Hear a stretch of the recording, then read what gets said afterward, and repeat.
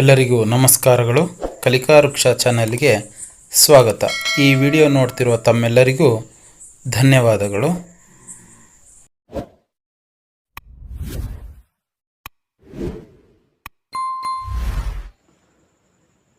ಒಂದು ಊರು.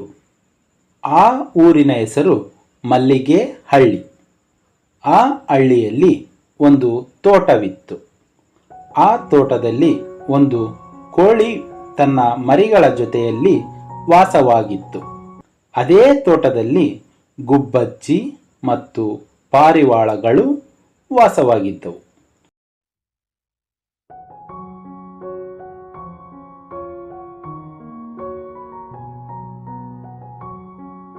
ಒಂದು ದಿನ ಕೋಳಿಗೆ ರಾಗಿಯ ಕಾಳುಗಳು ಸಿಕ್ಕವು. ರಾಗಿಯನ್ನು ಹೊಲದಲ್ಲಿ ಬಿತ್ತಿದರೆ ತುಂಬಾ ರಾಗಿ ಸಿಗುತ್ತದೆ ಎಂದು ಕೋಳಿಗೆ ಅನಿಸಿತು. ಕೋಳಿ ರಾಗಿಯನ್ನು ಬಿತ್ತಲು ಗುಬ್ಬಚ್ಚಿಯ ಸಹಾಯ ಕೇಳಿತು. ಅದಕ್ಕೆ ಗುಬ್ಬಚ್ಚಿ ನನ್ನಿಂದ ಆಗದು ಎಂದಿತು. ಕೋಳಿ ಪಾರಿವಾಳದ ಸಹಾಯವನ್ನೂ ಸಹ ಕೇಳಿತು. ಅದೂ ಸಹ ನನ್ನಿಂದ ಆಗದು ಎಂದು ಹೇಳಿತು. ಕೋಳಿ ತನ್ನ ಮರಿಗಳನ್ನು ಕೂಡಿಕೊಂಡು ರಾಗಿಯನ್ನು ಬಿತ್ತಿತು.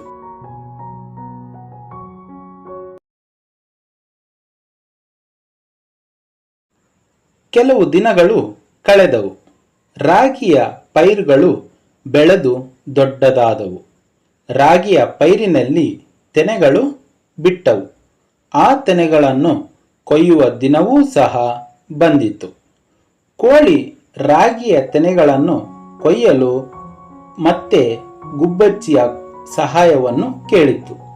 ಗುಬ್ಬಚ್ಚಿ ನನ್ನಿಂದ ಆಗದು ಎಂದಿತು. ಕೋಳಿ ಪಾರಿವಾಳದ ಸಹಾಯವನ್ನು ಪುನಃ ಕೇಳಿತು. ಅದೂ ಸಹ ನನ್ನಿಂದ ಆಗದು ಎಂದಿತು.